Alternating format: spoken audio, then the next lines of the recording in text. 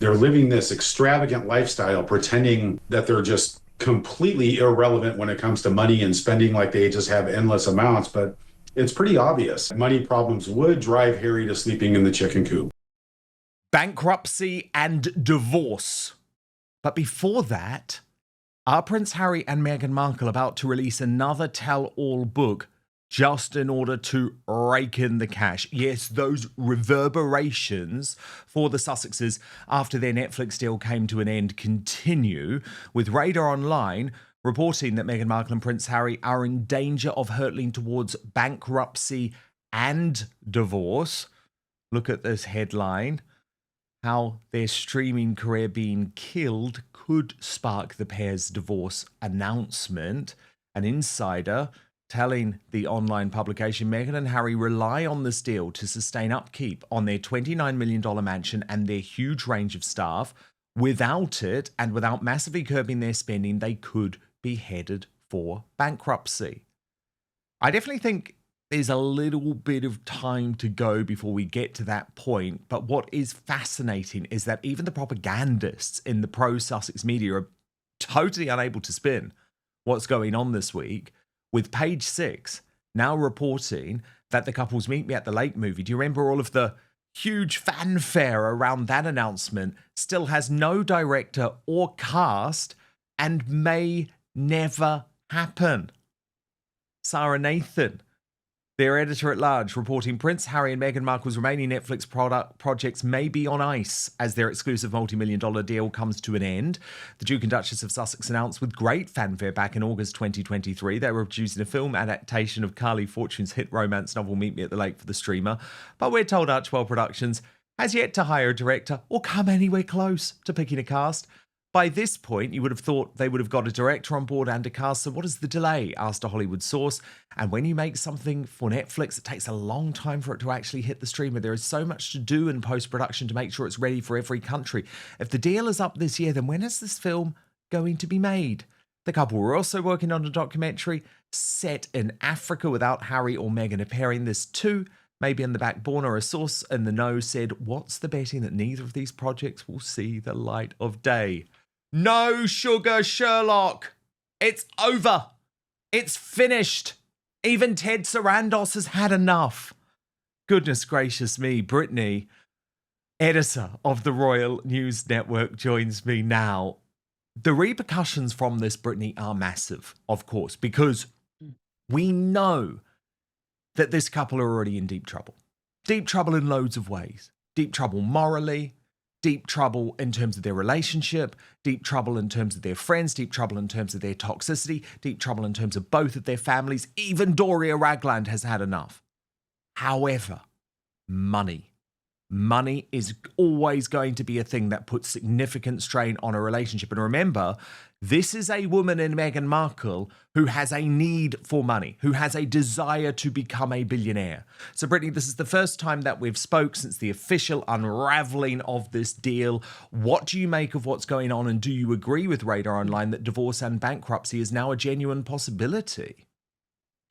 Well, Dan, I always thought that might be a route Harry and Meghan go down, especially with the loss of this deal, because now Harry and Meghan do not have a steady stream of income coming in like they did before. They're still getting residuals, I'm sure, from Harry's book, but we don't even know how their Netflix deal was structured. So they might not even get any, let's say, checks for their shows that they do have on Netflix doing well. And Netflix itself actually has kind of killed Meghan Markle's second season of With Love Meghan, because they've essentially said, we're done. We're not doing any more. So any momentum the show had, which was very minimal at best, is officially dead, because it's not going to be picked up for a third season. Like, you can almost guarantee that, unless there's some sort of huge reaction to it that justifies having a third season.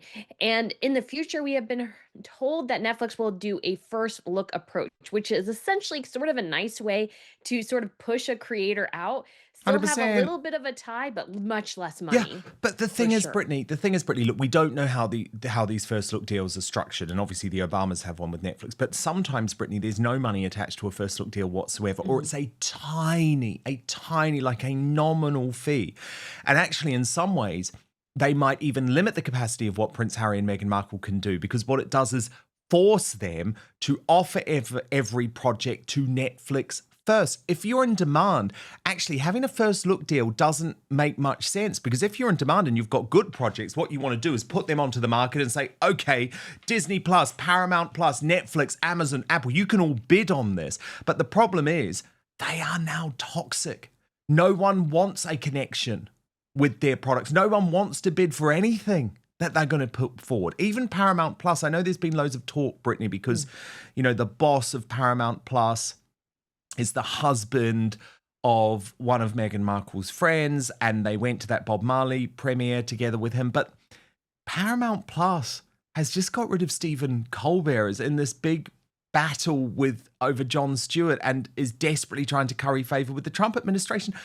Paramount Plus, trust me, is going to go nowhere near Meghan Markle. No, and I've heard as well that Paramount is bleeding money, and many Hollywood studios are. In fact, the only Hollywood studio that is successful and actually producing good quality content on the general level is Netflix. And so to have a first look deal with Netflix is, you could argue somewhat good, but the point for Harry and Meghan is that they need massive, massive, massive levels of cash to keep up with their lifestyle. And with Netflix, at least they had a guarantee. If you split the money out, the alleged money they were supposed to get over 5 years, then you get $20 million a year. Now, for a project that, they could say maybe was worth 20 million, now Netflix may only pay 200,000 for it, because that's what I would argue most of their shows are actually worth. And so Harry and Meghan are looking at much lower revenues. That house is enormously expensive to maintain. They do not have a proven track record of success by any measure in Hollywood. Even Deadline said, hey, for a Netflix original, Meghan's show, even though it was 383, top 5% of Netflix, is actually a really low performing Netflix original. So they have nothing but the royal titles, and that's the danger for the royal family. And that's what I always thought would happen, is that they could try to make this work, but neither one of them are creatively talented. And so at some point, when the money dries up, they're going to start trading off the royals again, because that's all they've proven they can do over the last 5 years is rail against the royal family. That's the only thing that's made them money. Brittany, Thomas Markle Jr. hilariously has weighed in on this in an interview with Talk. I've got a couple of highlights for you which we can react to. Brittany, watch this. Big news! Outspoken is now available as a podcast too. So please do subscribe wherever you get yours, Spotify, Apple Podcasts, and make sure you rate and review. I'll take 5 stars, if you may. Netflix money. Now that they're not going to have it anymore, that's going to pose some serious financial problems for them, isn't it?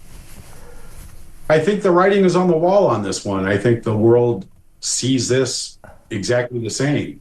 They're living this extravagant lifestyle, pretending that they're just completely irrelevant when it comes to money and spending, like they just have endless amounts. But it's pretty obvious. I mean, staff quitting, staff getting fired continuously. Yeah. I mean, Brittany, Thomas Markle Jr. there is completely correct. They have been living a billionaire lifestyle for a very long time. Lady Colin Campbell, who was obviously on the show earlier this week, but you could also see there, has said that now anytime Harry and Meghan are in a room with certain people who own private jets in Montecito, the people who own the private jets walk out of the room because they're so sick of Harry and Meghan constantly asking for lifts on their private jet. The problem is Harry and Meghan thought that they could cut it alongside the likes of Gwyneth Paltrow, Ellen DeGeneres, and Oprah Winfrey. But those people, Brittany, have genuine money. And can I just say, whatever you think of those 3 people who I've just mentioned, and you know I hold no torch for any of them, but they work bloody hard, Brittany. And they work bloody hard over decades. You know, we know doing a daily show is tough, okay? Like Oprah, Ellen DeGeneres at their peak, they were doing daily shows and they were getting huge ratings, and that's how they got their money. So for Harry and Meghan to think that they can swan in, having done absolutely no work, buy the big house with a huge mortgage, and then immediately compete with them financially, is for the birds. So I think Thomas Markle Jr. is completely right in his analysis of the financial situation that they're in.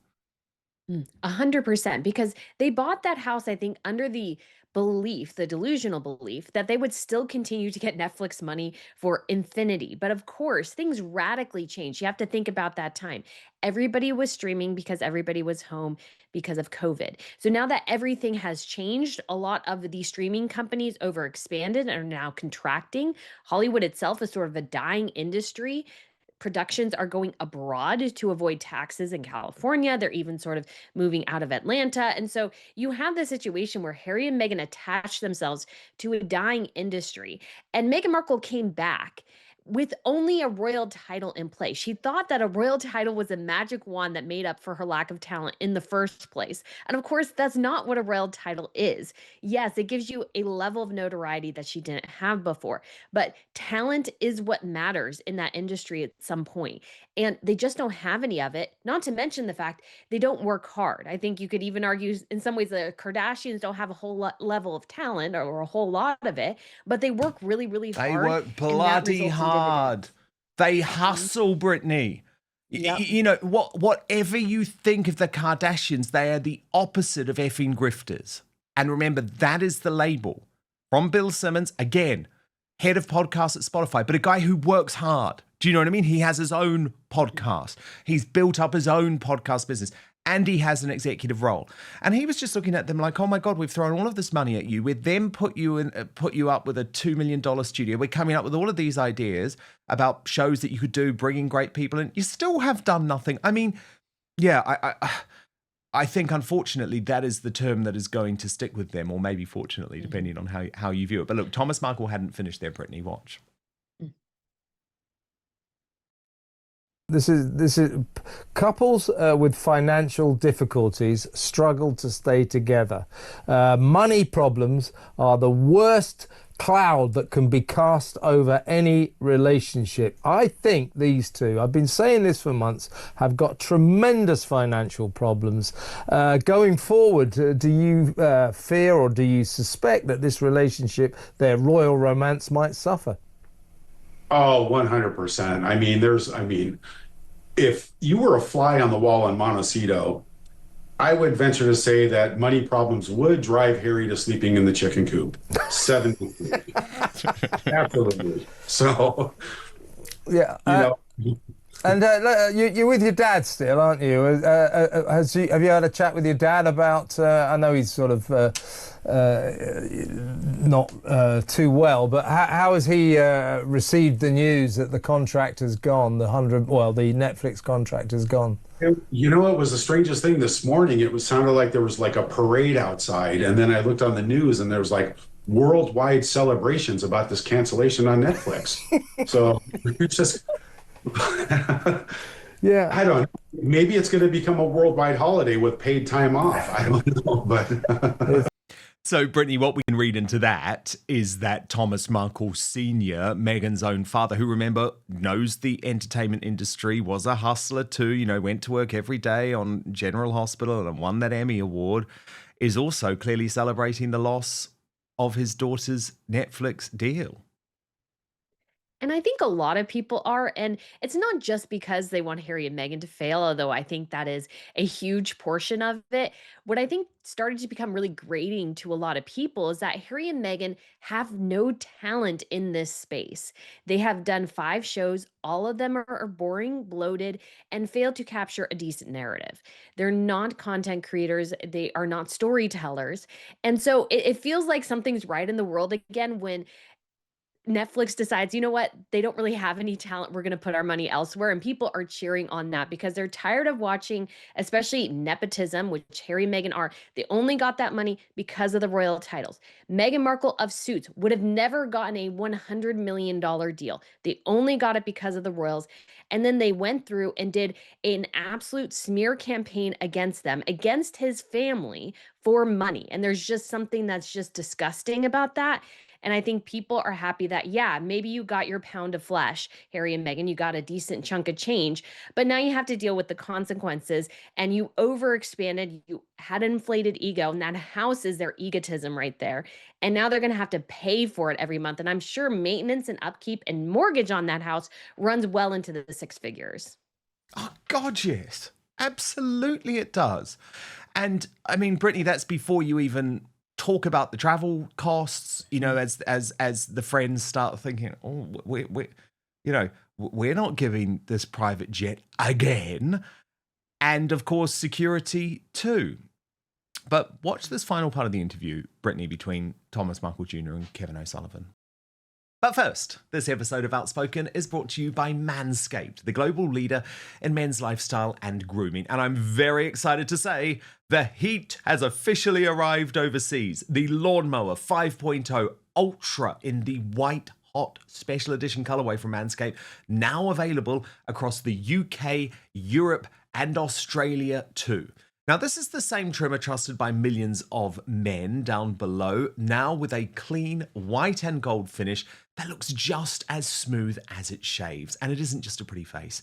The Lawnmower 5.0 Ultra is built to handle your most sensitive areas with care, helping reduce the risk of nicks, cuts, and irritation where it matters most. So whether you're cleaning things up for a date, a trip, or just to feel a bit more put together, the white hot trimmer makes below the waist grooming a whole lot smoother, literally. Join over 12 million men worldwide who trust Manscaped. Use the code Outspoken for 15% off your entire order at manscaped.com. And let me tell you, the ladies in the Outspoken audience would really do well as using this as a fail-safe gift for your boyfriend, your husband, your son, your brother, your hard-to-buy-for best mate, because the blades are designed to glide over the skin with less tug and pull, helping the bloke in your life avoid the usual redness or irritation that comes with low-quality groomers. It's simple, it's effective, it doesn't require a whole routine. Just pick it up, clean up, and move on. Whether you're using it in the shower, on the glow, or standing over the sink before a night out, the White Hot 5.0 Ultra fits into your day without getting in the way. Plus, the white and gold design actually looks so good, I don't think you'd want to be hiding this away in the bottom drawer, right? White hot looks, smooth results. The White Hot 5.0 Ultra brings the heat without cooking your skin. It's sleek, easy to use, and way less terrifying than whatever you were using before. Use the code Outspoken for 15% off your entire order at manscaped.com. That's 15% off with the code Outspoken at manscaped.com. But now, back to the show. She's always pretended that Netflix love her. It's a fantastic success. How will she be reacting, given that you know what she's like, to the fact that everybody knows now that her Netflix deal was not a success? It's been a disaster. Well, her PR campaign is so ridiculous. If you ever just take a look, there's 30 or 40 positive posts about how lovely I am. Oh, look at this. Look what I wore here. Oh, I just came out with this. My wine sold out. My jam sold out. Endless every single day. And it's a big, big charade. It's just a smokescreen because it's obviously like Wag the Dog, the movie. Look over here and don't look what's happening over here in reality. And that's exactly what's happening. Yeah, because she's been busy. It seems to me the more trouble she gets into, the more problems she encounters, the more pictures of the back of her kids' heads she posts on Instagram. Always the back of the head. No, tantalizing pictures of the side of the face and all that. But more, you're right, a blizzard of family shots now. And you're right, she does that to throw a kind of veil over the truth of what's. And Brittany, again, I think where Thomas Markle Jr. is completely spot on here is that we are going to see desperation now. I mean, if we thought we'd seen desperation before, now it's really bad because we know that Meghan has been in denial about the end of the deal. I mean, remember, I was reporting sort of mid-2023 that Netflix wanted out, but she has been in denial because of her personal friendship with Ted Sarandos, not looking at how the industry's changing. So she thought that she could keep this deal going. To the point, Brittany, that you remember in that podcast interview with Emma Grede, she was making it very, very clear that the whole As Ever project had changed because of Netflix and was almost dependent on Netflix. And she was like name-checking the executives at Netflix, for example. And what was very interesting... Sorry, Brittany, you come in. Go ahead. No, you come in. Oh, so what I find really interesting about Meghan's whole talk about Netflix is, and it came to me actually this week, is that Netflix has never, ever cared about As Ever because Netflix is a huge corporation. They have tons of marketing money, marketing experts to throw at her brand. And it's been an epic train wreck. And so I think for so long, we've been kind of trying to figure out where Netflix lies with Meghan, because she keeps bloviating about how close they are. Ted Sarandos gives us little hints and pieces now and again. But I think Netflix is well aware of how toxic she is, how difficult she is to work with, how much of a mess and a disaster she is when it comes to branding and marketing. And so they gave her a little bit of seed money. She keeps talking about them as if they're her partner. They say they're a passive partner, which means that, again, they probably just gave her a little bit of money, let her have a little bit of fun, but they have no desire and no interest in seeing As Ever succeed. It was never about that. It was maybe a little bit of an experiment, but they've seen the failure here and they're just completely, they don't care, which is why, again, they've let us all know that the second season, no matter what Meghan Markle tries to shill, is dead when it comes to With Love. Yeah. And I mean, it's like, who's the star guest? Brittany, Chrissy Teigen. I mean, whoop-de-doo. Netflix must have been hoping that she was going to secure big names. We know that she was a nightmare to work with. We know that Ari Emanuel, during the course of the filming, just sort of washed his hands of the whole thing. And I think fundamentally where Meghan Markle was very delusional is believing, as you say, that Netflix ever really cared about an auxiliary sort of ancillary sort of business. Yeah, it's just a little add-on for them. And it does work with their big shows, okay? Like, yep, Bridgerton, if you want to get some crappy merch, it works. But they were never really aligned about what this was. But I think that's through Meghan's delusion rather than Netflix's dishonesty, because she only sees what she wants to see. Now, what's been interesting, Brittany, is over the last couple of days, even her allies in the media have had to acknowledge that this deal is over. So, we've seen it. Everyone from People to Us Weekly. Sure, they've sort of done their own twist on the deal, trying to sort of make out as if Meghan ended it in some way, or if it's just because of a changing business structure where Netflix doesn't want to do these types of deals. And again, I call bullshit on that, Brittany, because they only end the deals that don't work for them, right? So yes, they ended the Obama deal, but they're not ending the deal with Shonda Rhimes, for example, or Ryan Murphy. If you're producing hits, you keep a big money deal with Netflix. But what I found interesting is Newsweek, because Newsweek has gone back on the Meghan Markle train in recent weeks. Remember, they did that ridiculous column from the head of the Sussex Squad, Christopher Boozy. And in their podcast this week, Jack Royston, who is their royal correspondent, it's their show called Royal Report, he's offering some advice to Meghan and Harry and what they need to do. But it shows you how the ambition has changed, because his claim, Brittany, and I think he's totally right, but they won't want to do it, is they just need to return now to small-scale charity work. Listen to this. We are seeing, I think, a new energy in the Sussex operation, a new kind of enthusiasm, and a sign that he wants to kind of fight his way back in to the public imagination and the public's good books, I suppose, is a simple way of putting it. And this is not a bad way to do it. It's probably not enough by itself, but it's a good step. Walking in Diana's footsteps, never a bad thing. This is a great cause, and it's charity work, which I do think they should do more of, and I've been saying that for a long time. So I think it's fantastic. I think they could also do they do a lot that's kind of large scale.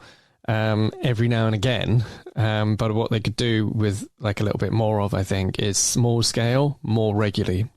So it's absolutely fine to go and see charity projects in California, small things where, the fact it doesn't create quite so much fuss is kind of half the point, that you can sort of see that they're doing charity work for charity work's sake. For this, you have to believe that they're doing it to do good rather than to get a PR hit out of it. I mean, and of course he's completely right, Brittany, apart from the fact that that isn't why they do charity work. Jack Royston, wake up. I mean, bless you, because of course it's good advice if you were speaking to genuinely altruistic people who genuinely want to do good in the world, but they don't give a damn. They've proven they don't give a damn. When was the last time they did small scale or charity work of any form in California around the wildfires, Brittany, because they wanted the publicity? The rest of the time, they don't give a damn. It's gone completely quiet on that front. Now is the time, by the way, Brittany, that the victims of the wildfires actually need their help. And where have Harry and Meghan gone? Nowhere. But where do they do charity work? When the cameras are there, when they can get headlines. And I just thought Jack Royston was actually spot on, apart from that there's a delusion about what Harry and Meghan are really about and what they really care about. Because, of course, even if you think back to the genius of Princess Diana, Brittany, very often she did small-scale charity work. She did charity work behind the scenes where the cameras were not there because she did genuinely care. Whatever you think of her, I mean, I loved her, obviously, but whatever you think of her, she genuinely did want to change the world. So I think while it's very wise what Jack Royston is saying, and it is something that they should do, of course they should do, it's not where they're at. No, in addition to that, they need money and they need a lot of money. And that is the true motivation, is that the charity operation is only going when Meghan has a bit of time on her hands, because she hasn't really done anything in the last couple months because she's been obsessed with As Ever and with Love and all, and her Instagram and all those sorts of things. And everything about their charity, at least for the last several years, to most of us in the public, it just seems very performative. And so charity won't help them if they have a reputation for doing performative charity. Now, I will say when it comes to the two of them, I think Harry is, you could say a little bit more that he's actually invested in some of his charitable efforts than Meghan is. But Meghan has always used, I feel like, charity to prop herself up as an extension of her PR. And because of that, I just don't really believe she cares really anything about any of her charitable endeavors. But that's not what motivates Meghan. They need cash, and they need a lot of cash. And so small charity engagements is not going to help you there. Not to mention the fact that I don't want them acting as cosplay royals here in the States. That is not their job. That is not their role. They are private citizens. And I feel like when you kind of encourage them to sort of reinvigorate that royal mold here, it's just going to annoy people even more. What they need to do is establish successful businesses that don't trade off the royal titles, probably drop them entirely, go by Harry and Meghan Sussex if they want to, or just Harry, Prince Harry, Meghan Markle, whatever. Go that direction. That is what's going to fix their PR, money issues, and everything, not just constantly trading off the royal titles and then doing the cosplay royal routine. Those things are just going to end in failure, I think. So true. And actually, Brittany, just on that money point, Robert Jobson and Rhiannon Jones, both of on the Sun Royal Exclusive podcast, agree with you. Watch this. It's always said about $100 million, wasn't it? And the talk of that figure sort of blew a lot of people's minds. But I think that was for productions and things that they're supposed to have done. Where does it leave them? Probably with a bit of a bowl out, looking for some handouts. Maybe that's why they were over with their staff were over here having discussions with the king. You know, I don't know. The reality is, in the past, they got support from the king and the late queen. And that they said they were going to go and make their way. They've lost Spotify. They've lost Netflix. Yeah, they can't rely on the spare money forever, can they? But yeah, it's just fascinating. They have this very expensive lifestyle. They have to pay for their security, pay for that big mansion. How do you kind of keep the money coming in? You know, Sorry, Brittany, I obviously mean Rhiannon Mills of Sly News. But do you agree with their point? Oh, yes. A house that is their size is going to cost you, again, probably you could say close to the six figures, if not over, what for each month to maintain, because you have gardening, you have security, you have housekeeping and nanny or nannies, and so many different things going on to maintain that home. They're going to need massive infusions of cash, because I'm sure they bled through a lot of the money they had in the first place. And the house they have is very expensive taxes. It's expensive to live in California, just in general. And so you have a lot of money going out and now less money coming in. And again, this is the danger I feel like for the royal family, because Meghan has sort of always threatened a memoir or to share some more of the details about her time in the royal family. And at the end of the day, that is what I always thought would happen with Harry and Meghan, is at some point Hollywood would get sick of them if they could not produce decent content. And so all Harry and Meghan have left is to go back to that royal well and just dig at that wound even more in order to raise the capital to live their lavish lifestyle. And they've always lived a billionaire's lifestyle on a millionaire salary. And I think that's going to catch up to them really, really quickly, especially because they're going to get a lot less money from Netflix if they ever get any more money from Netflix in the first place.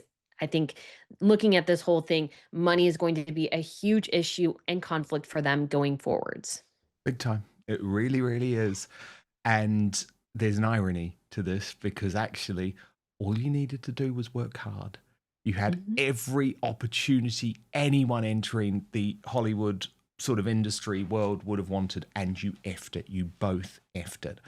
Of course, if you do want the royal coverage that you simply will not get from the mainstream media, then please do sign up to the Outspoken Substack, www.outspoken.live. If you go for the monthly paid membership, you get access to the Royal Uncancelled After Show every single weekday. You get it first. You get it live or on demand, and you get it completely advertising free. But Substack's such an important platform in terms of protecting me from big tech cancellation and lawfare, so I really, really would appreciate it. Thank you so much for watching Dan Wootton Outspoken. Please click on my face just to the bottom left to subscribe to this brand new independent news source, and turn on the notification bell so you'll be alerted to our brand new live shows, uncancelled interviews, and special royal episodes. Outspoken is also now available as a podcast, so you can listen to the show every weekday on the go, wherever you are.